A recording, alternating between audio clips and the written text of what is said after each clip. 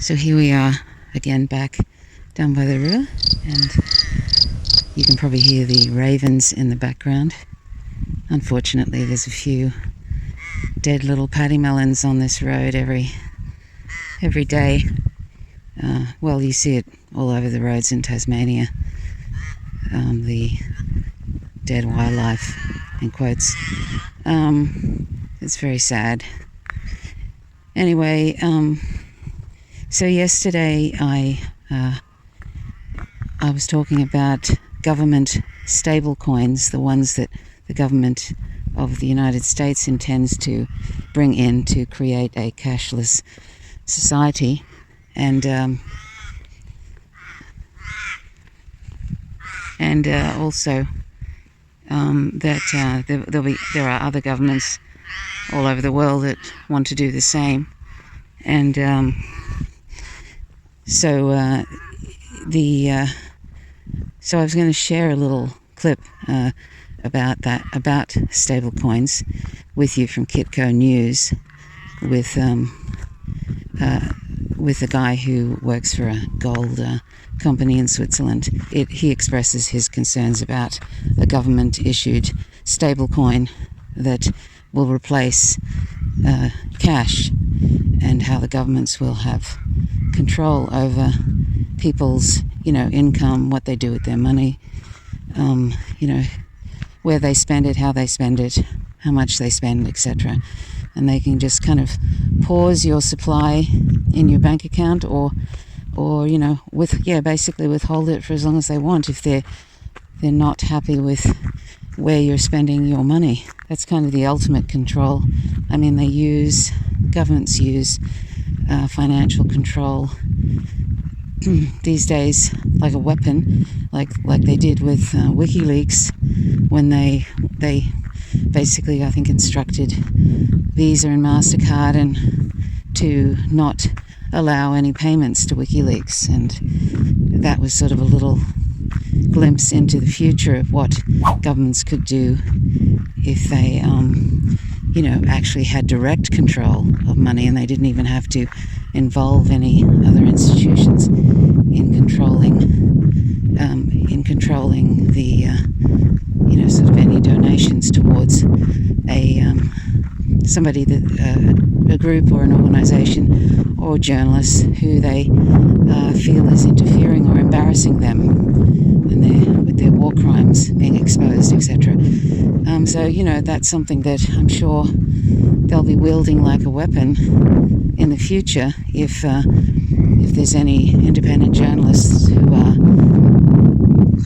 exposing or just doing independent journalism and talking about government corruption and imperialism and all of that. They can just sort of control that particular journalist's supply of money. It's quite brilliant, really. You don't need to knock anybody off or send them to prison. You just cripple them financially. And we only have to see how that works on YouTube with various, when things get tight, various people, just through how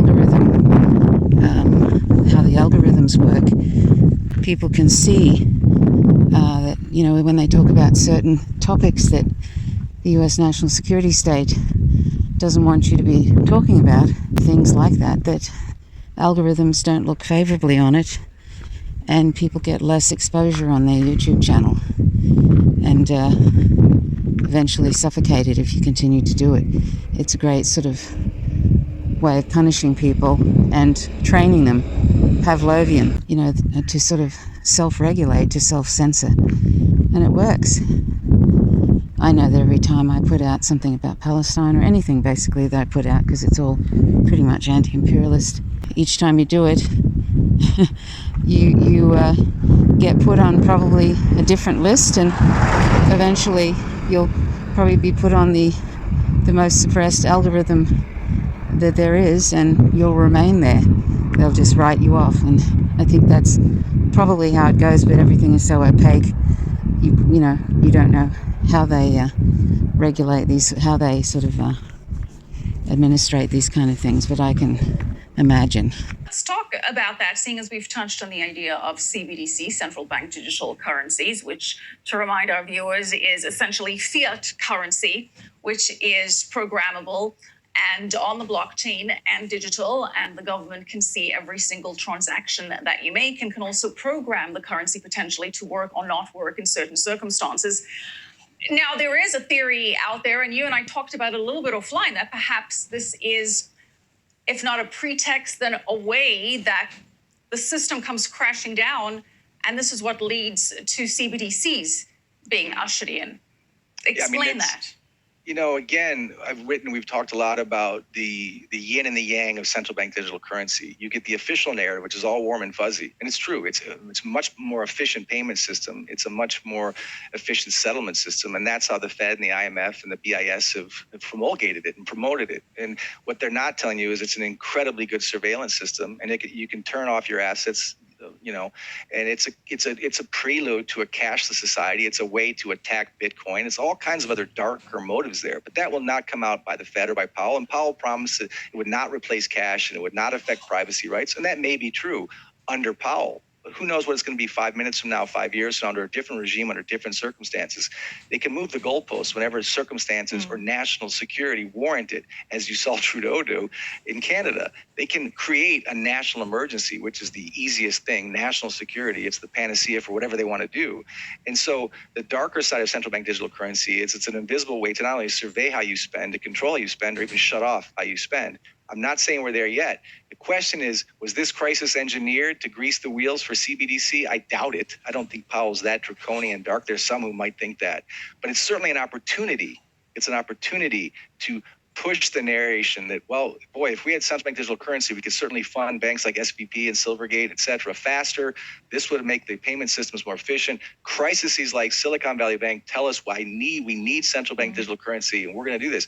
Be very careful when a politician, left or right, tells you they have an instant solution. It's a fiat solution that also involves technology that controls what you do, how you spend, and can turn it on and off. I don't think anyone in their right mind thinks that's a good thing. They're ignoring the countries that for years who have been forced to pay dollar-denominated debt. As the dollar got stronger and rates got stronger, they were tired of being slaves to a bully U.S. currency. And when you raise the price of the dollar and you raise rates and trillions of dollars are owed throughout the world in that currency, that's going to make countries not want to pay it back or look for alternative arrangements, alternative settlements, and alternative currencies. And certainly when you freeze the U.S. treasuries of a country like Russia, when you weaponize the world reserve currency, friends and enemies alike are going to look at you and your currency differently forever. They're never going to trust it. That genie never goes back in the bottle. So the process that we talked about last summer is only continuing, and it's only getting stronger. It is not overnight, but it's going to continue. And the dollar will become less and less significant, no matter what Powell says or what Biden can imagine to mutter in front of his talking points. Whatever they say doesn't change the reality of geopolitics, the reality of debt, and the slow flow from west to east. I'm not excited to see Russia and China as global leaders, but it's happening. I'm just saying we're going to reap the sins of years of living beyond our means and trying to pay for that with money we literally print out of nowhere, or mouse click out of nowhere. It was a laughable fantasy, which was fun while it lasted. And the fun is coming to an end slowly. And it's happening right now, this weekend and this week. And I just want to say something again about, you probably heard about the FTX collapse with Sam Bankman-Fried, who, seemed to come out of nowhere and incredibly wealthy at the time. This is one of the biggest financial frauds in American history. FTX founder Sam Bankman-Fried, once head of a cryptocurrency giant, now alleged federal criminal. Bankman-Fried and his co-conspirators stole billions of dollars from FTX customers. 8 criminal charges, including wire fraud and multiple conspiracy counts. We know that the size of the harm was significant. Exposing how the company made risky bets, binge spent customers' funds, and made questionable business decisions. This is really old-fashioned embezzlement. This is just taking money from customers and using it for your own purpose. Not sophisticated at all. He had this advice for lawmakers as they consider making rules for the unregulated crypto industry. We're dealing with people's money and their assets. And, my basic observation is you need records, you need controls, and you need to segregate people's money. Thank you. That's simple. Earlier this year, Forbes magazine valued FTX at $32 billion. Bankman-Fried was seen as a superstar in the industry and earned the backing of major celebrities like Steph Curry. With FTX, I have everything I need to buy, sell, and trade crypto safely. Tom Brady and his supermodel ex-wife Gisele Bündchen. You know what? I'm in. Bankman-Fried saying this in an interview prior to his arrest. Look, I should have been on top of this, and I feel really, really bad and regretful that I wasn't, and a lot of people got hurt, and that's on me. The Securities Exchange Commission also filing charges Tuesday, alleging Bankman-Fried donated millions of investors' money to political campaigns in violation of federal election laws. Adding in a statement, he built a house of cards on a foundation of deception. But he just came out of nowhere, which should have been an alarm bell to any of the institutional investors who invested in FTX. But I'd say that there's this is something that I thought about, and then I've heard a few mumblings about this online from people involved in traditional finance who are also involved in crypto assets like Bitcoin. I thought when the FTX collapse happened and how many were sucked into that, I just thought this is a perfect way for the traditional financial system to create fear and uncertainty about, cryptocurrency. Even though crypto assets and centralized crypto exchanges are two different things. The reason why FTX collapsed wasn't because of crypto assets like Bitcoin, etc. It was because they were a centralized exchange. And just like you see these banks that are collapsing because they are built on shifting sand, basically, they're over leveraged, and that's a lot of banks now. They're actually sort of broke in a way, but because they're over leveraged. And so, with FTX and any exchange like them that collapsed at the same time, they had money, they had assets on FTX, other exchanges, and they didn't do their due diligence to make sure that it was solid, FTX. And FTX was doing all sorts of shady dealings, like selling Bitcoin when it wasn't Bitcoin, and using software to cover that up, and software to cover up this and that. It was incredibly slippery, and it didn't even keep proper records or anything, and yet it was a huge platform. And I sort of feel like this was actually a setup in a way. And also, by the way, it was filtering money to Ukraine. SBF, Sam Bankman-Fried, was sending lots of money to Ukraine. Was also sending huge donations to the Democratic Party and the GOP, and doing an illegal thing where you give money to someone else, and then they make donations to those parties. So instead of it, so that it doesn't look like it's coming from you. So he was doing all sorts of really wackadoo things. And the other person who was involved in it from Alameda Research, Ellison, I think, what's her name?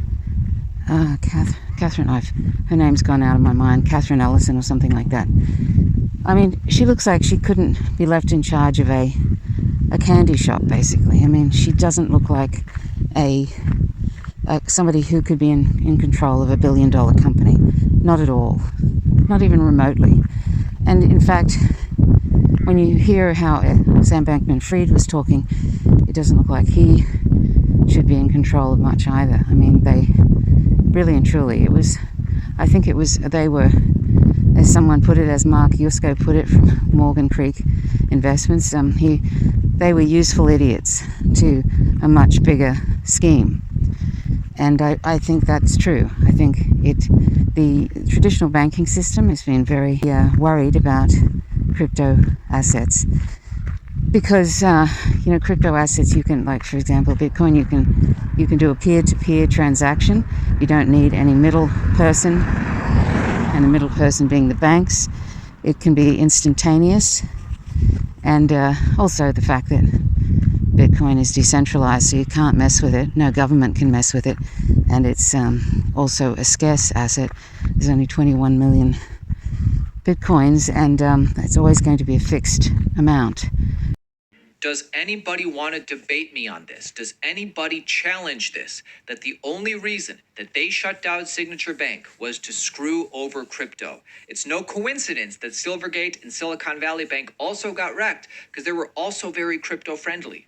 Bitcoin worked this weekend when banks didn't. Natalie Brunell on Fox Business. I think it's notable to see that Bitcoin worked this weekend when banks didn't. New people joined the network, blocks were created, and new Bitcoins were minted on a predictable schedule, and it just worked. And this is what Bitcoin was designed for, because the current system, the problem with it is not just all the leverage and debt, but the trust. Satoshi warned us that banks are trusted to hold our money, but instead they lend it out in waves of credit bubbles with just a fraction in reserve. And so people just need to remember that when they give their money to the bank is making bets with your savings. It's not sitting there. It's not backed one-to-one. You're essentially trusting the bank to manage counterparty risk. And what you have in return is an IOU on the screen. And the difference with Bitcoin is you have a bearer instrument with no issuer that you can self-custody with no counterparty risk, and you don't have to trust anybody but yourself. I just hope that lawmakers soon realize that Bitcoin is accretive. It's not destructive. It will make the world more stable, not less. It adds to the human experience, and it's a store of value, competing with all the other assets for stores of value. And it does not destroy the dollar. Frankly, the dollar is dying by 1,000 cuts at the hands of bureaucrats who are taking us further and further into debt. And Bitcoin is a way to strengthen the whole system by presenting an alternative, a form of hard money tied to energy, decoupled from politics. I think that people sometimes forget that we hold the power. We're the ones electing them, and we get the government that we demand. And so they might be proposing ideas like a different kind of blockchain, a CBDC, a programmable political form of money controlled by the state. But that's not the answer. The answer is a decentralized alternative with a capped finite supply that no one can manipulate and that no one can control. And Bitcoin offers that alternative. Well, certainly Bitcoin has shined in a moment of truth for sure. So that it's not like with fiat currency where they just keep, clicking it into existence, or quote unquote printing it into existence by the trillions, and it's just losing value every year. It's lost about 70% of its value since I think the 70s or something. So because they just keep issuing it, and it's backed by nothing. It hasn't been backed by anything since 1971, when I think it was Nixon took it off the gold standard. So here is you've got Bitcoin, which is it's got all these good qualities of money. Now I know this is all capitalism, under capitalism, so it's never good. It's nothing that happens under capitalism is going to be any good in the end. But I'm just talking about Bitcoin as to mitigate, as an inflation hedge against this, the fiat currency, which is losing value by the day.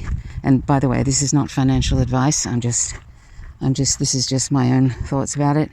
And it's always good to do your own research.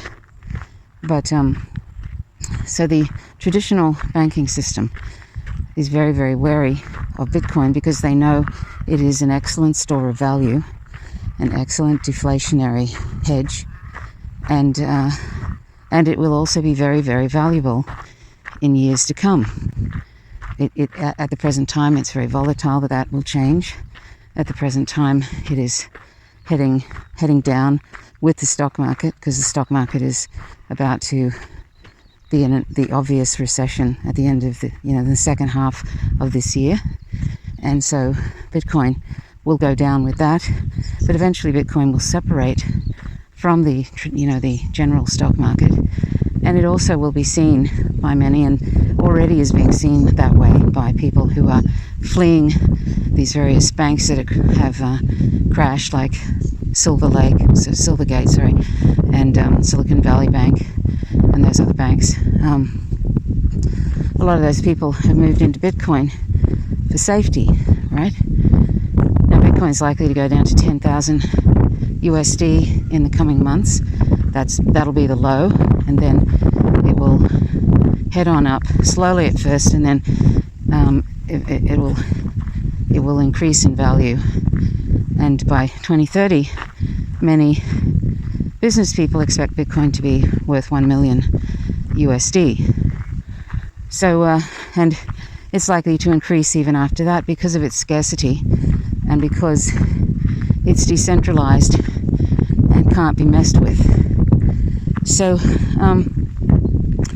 anyway, my point, and sorry to labor the point about Bitcoin. I don't know if I completely, I'm not an expert on it, and I think it's best to do your own research, but just after my research and watching a lot of business people talk about it, interestingly, business people that are into gold as a store of value see Bitcoin as digital gold, and will be worth, of course, a lot more than real gold. Anyway, but the thing about the traditional finance system is that it also, some are scared of Bitcoin because they can see they're going to lose money and it takes control out of their hands and they can't control Bitcoin. But also, at the same time, large institutions are buying into Bitcoin, like BlackRock, which we all hate because it's hideously awful the way it has its fingers in every pie. It's got a huge market cap of 17 trillion or something dollars USD. I think if you look at Binance, which is a centralized platform, and you look at the news from Binance, or you go to most of the well-known crypto sites, you will see all the different traditional financial institutions, huge ones, getting involved in Bitcoin, and a few of the altcoins like Polygon, or Matic as it's called, and Cardano, ADA, and of course Ethereum, I guess the two big ones that institutions seem most comfortable with are Bitcoin and Ethereum. Ethereum is different from Bitcoin, but it's good. And like I say, this is not financial advice. And anyway, there's in the top 10, there's some fairly interesting and possibly interesting investments, you could say. But anyway, so large institutions are very interested in cryptocurrency and are buying a lot. We're talking hundreds of millions of dollars worth of Bitcoin and Ethereum and some other lesser known ones. Hundreds and hundreds of millions of dollars. So when you hear, sort of corporate media bagging Bitcoin and sort of going, it's just trash, it isn't anything, it's just, whatever, the poo-pooing of it, just remember that large, very large, I can't think of the ones, like Goldman Sachs and different ones, are all secretly behind the scenes, or not so secretly, buying up Bitcoin and Ethereum, hundreds and hundreds of millions of dollars, billions in fact, in some cases. BlackRock has got 70% ownership in MicroStrategy, which is almost solely just buying Bitcoin. They have the biggest amount of Bitcoin, so some of the biggest in the world. And Michael Saylor is a Bitcoin maxi. I'm not fond of Bitcoin maxis because they're a little bit much. But anyway, BlackRock has 7% interest in and ownership of MicroStrategy. They also have a 7%, I think, or something like that, in Coinbase, which is a very large centralized platform that is one of the few platforms that is audited, and there's a certain amount of transparency there. So, huge. I mean, BlackRock is a massive financial institution, and is it Larry Fink who is, CEO or whatever of that? They've got their fingers in every pie. It's unbelievable. So, Larry Fink thinks that Bitcoin is going to be very, very profitable. But nobody, no matter how much money, is actually able to control Bitcoin because it's decentralized. So even though they may own a lot of Bitcoin, they cannot manipulate it. And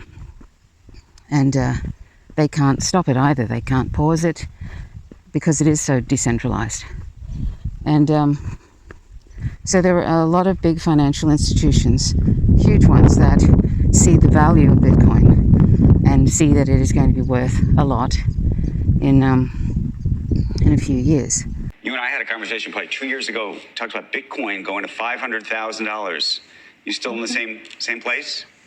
Yes, we are. In fact, we're a little higher than that in our base case for the year 2030. And in our bull case, much higher. If you look at what has happened in the last year, actually, Sam Bankman-Fried didn't like Bitcoin at all. And he didn't like it because of its decentralization and transparency. ARK Invest published its 2023 Big Ideas research on Tuesday, discussing the technological convergence they believe will take the market value of disruptive innovation from $13 trillion today to $200 trillion by 2030. According to the report and ARK's research, 5 innovation platforms are converging to create unprecedented growth trajectories. ARK believes artificial intelligence is the most important catalyst, and its velocity is cascading through all other technologies. On Bitcoin, the report reads, "We believe Bitcoin's long-term opportunity is strengthening. Despite a turbulent year, Bitcoin has not skipped a beat. Its network fundamentals have strengthened, and its holder base has become more long-term focused. Contagion caused by centralized counterparties has elevated Bitcoin's value propositions, which are decentralization, auditability, and transparency. The price of one Bitcoin could exceed $1 million in the next decade." The report also notes that despite severe downturns, Bitcoin has outperformed every major asset class over longer time horizons. On a 5-year compound annual growth rate basis, ARK notes that Bitcoin is up an average of 272%, while global equities are up by 6.1%, global debt provided a yield of 1.4%, and gold is up by 2.2%. The report also points out that Bitcoin fundamentals are stronger today than in past drawdowns. These fundamentals include a higher hash rate, long-term holder supply, and addresses with non-zero balances. The report also maps out a growth trajectory for other digital assets. That section of the report reads, "As the value of tokenized financial assets grows on chain, decentralized applications and the smart contract networks that power them could generate $450 billion in annual revenue and reach $5.3 trillion in market value by 2030. And like I say, it's volatile at the moment. It's only a new asset. It's only 13 years old. And so it's going to be, it's going to be volatile for a while. And then at some point it's going to stabilize, and it's going to sort of be separate from the general stock market. It's going to separate from there, and it won't be kind of affected by the ups and downs of that stock market. So that makes it then a particularly good store of value, a deflationary hedge, and sort of like a digital gold in times of difficulty and recession and all of that. So that's my little spiel. I'm a bit tired today. I'm not sure why. That's my little spiel about that. It actually makes Bitcoin more intrinsically valuable, because Bitcoin is your insurance against the fiat Ponzi and the commercial bank Ponzi. Having spent my 30 years in finance, starting at a commercial bank where I went in, okay, here's a story perhaps I haven't told you. My first job coming out of Cornell University, I came back to Canada after doing an MBA in Cornell, and I have an engineering undergrad, and so I'm good with math. My first job in 1988 was working for the CFO of Canada's largest bank. That was the Royal Bank of Canada, still is Canada's largest bank. I was working directly for the CFO on the Latin American debt crisis, and I ran a quick back-of-the-envelope calculation on Royal Bank of Canada, and it was insolvent, okay? Canada's largest bank was insolvent, which means, again, for your viewers, if you mark to market their loan losses that they would have had to take on their Latin American debt, the book value of equity would be exhausted. It would be negative book value of equity. And I went to the CFO and I said, Emil, we have a big problem. And he said, I know, don't tell anybody. Hey, hold on. Okay. Yeah, no. Yeah, don't tell anybody. Hold on. Canada's largest bank has negative book value of equity on a mark-to-market basis, and a 25-year-old kid's not, I agree, I'm not supposed to go to the Wall Street Journal. And then if you think about this, every single other bank in the world, major money center bank, was in the same situation because the Brady plan, U.S. Treasury Secretary Nicholas Brady, was not doing this to rescue Royal Bank of Canada. He was doing it to rescue Chase Manhattan, JP Morgan, Bankers Trust, all the other money center banks that had lost more than 4% of the value of the loan because the debt was trading not at 96 cents, it was trading at 25 cents on the dollar. Now, there's other loans that hadn't lost the 4%, but on a blended basis, the book value of equity of Royal Bank of Canada was vaporized. This happens on a regular basis. This is why banking is inherently a very risky business because it's so levered. 96 cents of every dollar that you lend is depositor's money or subordinate debt. If you lose that 4% on margin on the loan, meaning the price of the loan goes down by more than 4 cents because of default risk concerns, kaboom, it's over, Paul. Business. And this is well, it's not out of business because these banks are too big to fail. The state will step in and bail them out. Yeah, so again, I'm a Bitcoin, I focus on Bitcoin in the digital asset space because I'm a fiat minimalist, okay? Like fiat is the Ponzi and Bitcoin is the only digital asset, decentralized digital asset that addresses the fiat Ponzi in my opinion. So fixed supply, definable supply, and then most importantly, decentralized, all right? So I focus on Bitcoin. This just makes Bitcoin more valuable to me as financial market risk increases. Bitcoin becomes intrinsically more valuable to me. Ivy League cucks who come out of schools like Cornell, my alma mater, and know sweet FA about how to properly manage risk, okay? So they correlate Bitcoin as a risk asset when in fact it's not. It's insurance. It's exactly the opposite of a correlated risk asset. I've seen so much garbage. It started with 1988 when I wasn't allowed to tell anybody that the largest financial institution in Canada was on its way to bankruptcy. I would have caused a bank run. No one would have believed me to begin with. All you have to do is do the math. So don't forget, I've seen the LDC crisis. I've seen long-term capital management. I've seen the great financial crisis. I saw the COVID crisis. And right now we're hitting number 5. And this one could be the biggest one of ever. Why? Because we have an idiot lawyer who is running the Federal Reserve and does not know what the heck he is doing, okay? He doesn't understand. That's clear now.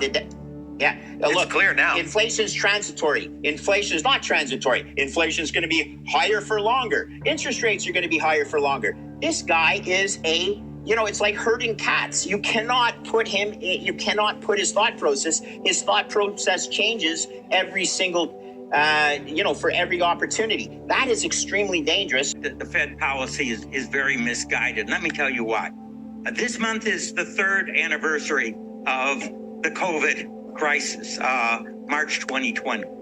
Over that period, wages have gone up less than inflation. It's hard to argue the wages are cause of inflation when they've gone up less than inflation. By the way, through history, wages usually go up 1 to 2% a year above inflation. So workers are way behind where they normally are over the last 3 years. But more importantly, Jay Powell himself has said there's a structural shift downward in the labor supply.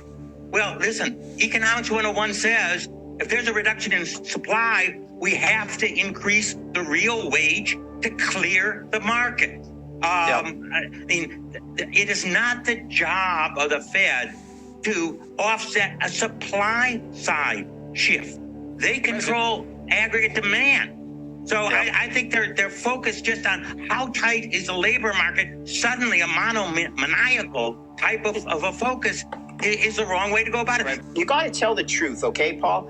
The people that are suffering right now are the future generations, our children who, we're stealing, we're pulling forward gains that should accrue to our children. Reminder, Bitcoin and crypto is a peaceful way to opt out, an alternative. You can be your own bank. Crypto, Bitcoin only going to get bigger because the reality of the situation is what happened with Silicon Valley Bank, what happened with Silvergate Bank, what happened in 2008, it's not unique. All the banks are broke. You do not really understand the concept of banking. All the banks are broke. Bank Santander, Deutsche Bank, Royal Bank of Scotland, they're all broke. And why are they broke? It isn't an act of God. It isn't some sort of tsunami. They're broke because we have a system called fractional reserve banking, which means that banks can lend money that they don't actually have. It's a criminal scandal and it's been going on for too long. To add to that problem, you have moral hazard, a very significant moral hazard from the political sphere. And most of the problem starts in politics and central banks, which are part of the same political system. We have counterfeiting, sometimes called quantitative easing, but counterfeiting by any other name. The artificial printing of money, which if any ordinary person did, they'd go to prison for a very long time. And yet governments and central banks do it all the time. Central banks repress the amount of interest that rates are, so we don't have the real cost of money. The sheer effrontery of this is quite astonishing. It's central banks. It's central banks that manipulate interest rates, Commissioner. And plus, underneath all this, we talk loosely, in a rather cavalier fashion, do we not, about deposit guarantees. So when banks go broke through their own incompetence and chicanery, the taxpayer picks up the tab. It's theft from the taxpayer. And until we start sending bankers, and I include central bankers and politicians, to prison for this outrage, it will continue. Bitcoin isn't going away. Crypto isn't going away. We need open, decentralized, permissionless, censorship-resistant alternatives. Crypto, that's not about it. It's about millennial adoption. There's $37 trillion with a T. $37 trillion going from my generation to my kids' generation, from the boomers to the echo boomers. That money is not staying at UBS. That money is not going to stay in mutual funds and ETFs. It's just not. I don't care what Larry Fink says. I don't care what, no chance. And the alpha, the Zoomers, the generation alpha, the kids that are being born right now, my grandkids, my granddaughter, just born a few months ago, will never have one of these. She will never have a leather wallet. Not ever. She will have a digital wallet. That's the only wallet she will ever know. And she will walk around, not with an iPhone, but I hope with a ledger, And it will be your primary connection to the world. And Web3 will have everything of value underneath it. Good for us. And that's why stage 4, then you win. If you're here, if you're listening to this right now, you've already won. You can see the US financial system kind of imploding as we speak. It's going to limp along for a while, for a few years. Meanwhile, the multipolar world, China and all the different countries that are sort of making friends with China, including Saudi Arabia and Iran and Saudi Arabia, have decided to put down their clubs and get on and have embassies in one another's countries and all of that. Saudi Arabia is now going to be dealing with China in digital yuan instead of the traditional petrodollar, the USD. That is a big, big move that Saudi Arabia is making away from the US. And I think everybody could see with the Ukraine and Russia situation that when the US took away the ability of Russia to use SWIFT and was messing with their Federal Reserve, that's when everybody globally they were paying attention to that is something that you can't put back in the bottle.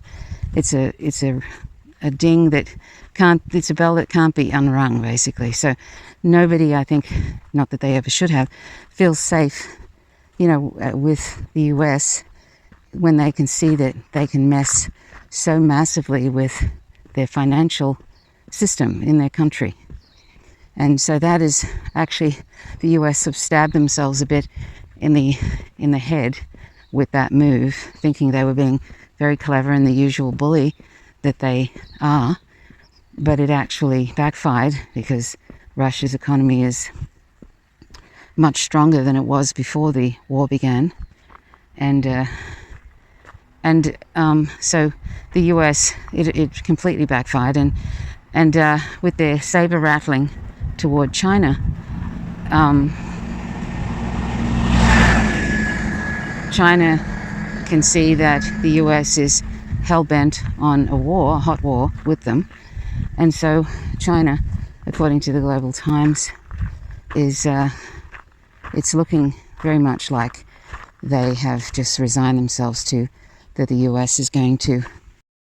Sorry, I got cut off. By the way, I'm not sure if I actually ended that, what I was saying about Sam Bankman-Fried from FTX, but if I didn't make that clear, I think it was a setup to basically try to ruin any good reputation or any trust at all in the crypto industry.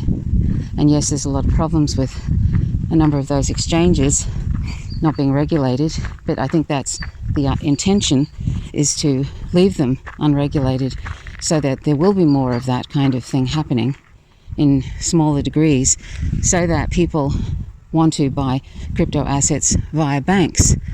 And if you buy, eventually when they get themselves worked out, the banks are going to have their own crypto selling of crypto to retailers, customers. And they want to monopolize that, of course. And so I feel like that whole FTX thing was an intentional, a whole intentional ploy of putting, I don't know who arranged it, but it was intentional to make it implode and take a whole lot of cryptocurrency exchanges with them, and bring the whole industry in disrepute for two reasons: to make people shy away from cryptocurrency, and also to drive people to banks to buy cryptocurrency. But the banks, of course, instead of allowing customers to own their assets, they will probably, from what I've read, the bank will own it, basically, where you can't take that asset off their platform. So you could sell it on their platform, but you cannot take it off their platform and put it on another platform, or put it on a ledger device or whatever, as a cold wallet. So I think there was two. I think, and so do some other people I've watched online, think that the whole FTX thing was an intentional shit show for those reasons I've mentioned. So anyway, that's delightful, and I think there'll be more of that kind of thing, but in smaller degrees, because I think the traditional financial system is wanting to mess with the whole crypto thing as much as possible, because they think that they're going to lose money. There are some people that in the traditional financial system that can see clearly they're going to make money, but there are some that are just, they're used to having mega control of things, and they don't want anything else, that particularly Bitcoin, that isn't controllable. I mean, this sort of, and the government, of course, the US government and the SEC is run, Gary Gensler seemed to be seeing a lot of Sam Bankman-Fried before the collapse, and hasn't detailed anything about those many meetings. And Sam Bankman-Fried was trying to gain control for FTX in the industry and make it very difficult for other centralized platforms like Binance and others in the industry. So he was trying to gain his own control, and through mega donations and some illegal donations to the Democratic and the GOP parties.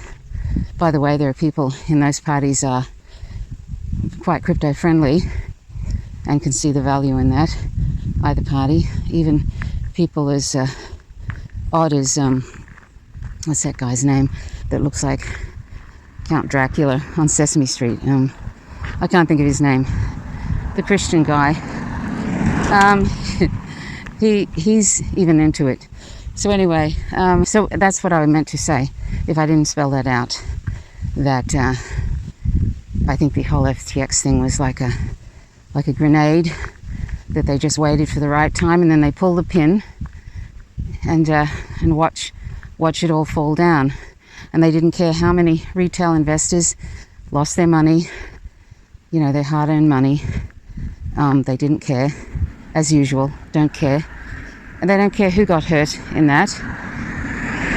Just like they don't care about genociding children in Yemen or children in Palestine.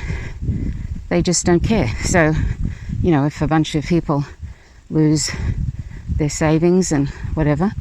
But this is also another example of why everybody who ever buys crypto assets or puts funds on a centralized exchange should not leave funds there for any longer than they intend to buy something and then remove those funds, and they should not leave crypto assets on that platform. They should take it off after they've bought it immediately and put it in a ledger. That's a self-custody ledger, and you can find many videos online of how to do that. So, yeah, plenty of information on how to self-custody your crypto assets. Anyway, none of this is financial advice. I just wanted to, because it's really hard, even on the left, to find anything that is making sense of what's happened, and that the shit show of the US government and the Wall Street never ends, that they have to have control of everything, and they will do it by any means necessary. And who's going to stop them? That's capitalism. So I wanted to, in my very clumsy way, try and explain what happened with probably, most likely, I could almost say with certainty, that was an intentional incident, and they wanted that to happen. And I mean, here in Australia, the government could bring in regulation to centralized exchanges, but they're dragging their feet, and they also do whatever the banks tell them to, and so they're intentionally dragging their feet, probably hoping for another disaster. And the banks here in Australia are mostly very unfriendly towards anybody using any funds in their bank account to purchase Bitcoin or to send it to an exchange to purchase something. You know, I mean, you have to do that anyway. So, you know, the traditional financial system doesn't like the existence of crypto, and yet are getting very involved in it. The Commonwealth Bank is getting involved in it. They don't mind the existence of crypto. In fact, they're excited about it. They just don't want anybody else but the traditional banking system to have control over it. That's the bottom line. So, you know, I mean, when you know how corrupt the US government is, for example, and the lengths they take to meddle in countries that are targets of theirs, that particularly socialist-leaning countries, because they want to stamp out anything that is about looking after people and using natural resources to look after people. The capitalist oligarchs want to stamp out anything that is going to do that, and so they're constantly meddling in countries that are trying to do that. Meanwhile, putting out the propaganda that, look, socialism doesn't work. Look at these countries. Look how they're struggling. You know, it's sort of just such an evil thing. So the United States government will do anything it can to meddle, if that means killing off millions of people in a country, or displacing millions of people, hundreds of millions of people worldwide, they'll do it. There is nothing that is too far, and who's going to stop them? Ultimately, who's going to stop them? You know, I mean, they break international laws all the time. Who's going to stop them? Nobody. Eventually, they'll be, I mean, basically it's a bit of a life and death struggle between China and the US right now. It's like they know that it's either challenge the US, because otherwise they're going to be, they're not intending to kill or be killed, but it's kind of like that. Sad but true. It's really like that now. And Russia and China are teaming up and getting closer and closer because they know that it is a case of kill or be killed. It's like the US intends to destroy them both, and so they may as well work together to, to sort of fend that off, and hopefully, meanwhile, making friends with other countries around the world. And there's a multipolar world that is now in existence, and the US will not tolerate that because they are a bully and they want full spectrum dominance. So it really is a case of if they won't accept it and they're willing to pull the pin on the whole world and blow it up, I think they might do that. I just remember hearing somebody talking about, even back in the day, where they thought they were going to lose some war, and they were thinking of nuking. You know, it's not uncommon that the US has, apart from actually nuking Japan, and they didn't have to, they've considered nuking other countries because they cannot stand the idea of not having control and winning, whatever that means. So anyway, and by the way, when the Federal Reserve, which is in cahoots with the government, you know, and it's just sort of an arm of, you know, capitalism. It's just an arm of the political sphere, even though they pretend that they're not. They just do whatever the government, pretty much whatever they want ultimately. And they've been raising interest rates at a very steep scale. And it's been having a terrible effect on global south countries who might have loans or whatever, where the interest rates are increasing. And so that's part of there's a number of reasons why Jerome Powell is increasing interest rates. And people say, oh, doesn't he know what he's doing? How incompetent. They know exactly what they're doing. If everyday people can see that if they don't take a break every time they raise the rates, see how that sets in, right, to address inflation, but they just keep doing it over and over again, not waiting to see what the consequences are. If everyday people can see that, surely somebody who's in charge of the Fed would know that, right? So they're doing things for outcomes that are beneficial for the US, for Wall Street, for the capitalist class. You know, their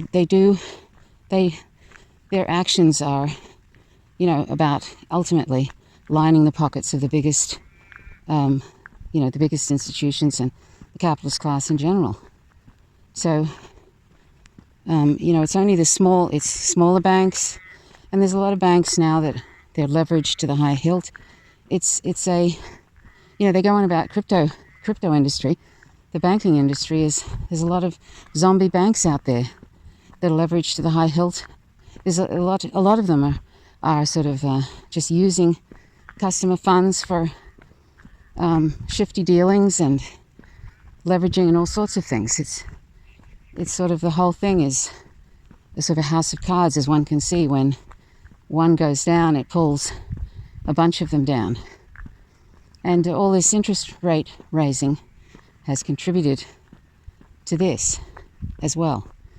So anyway, that's my very, very sloppy TED talk about traditional finance and its relationship to cryptocurrency industry.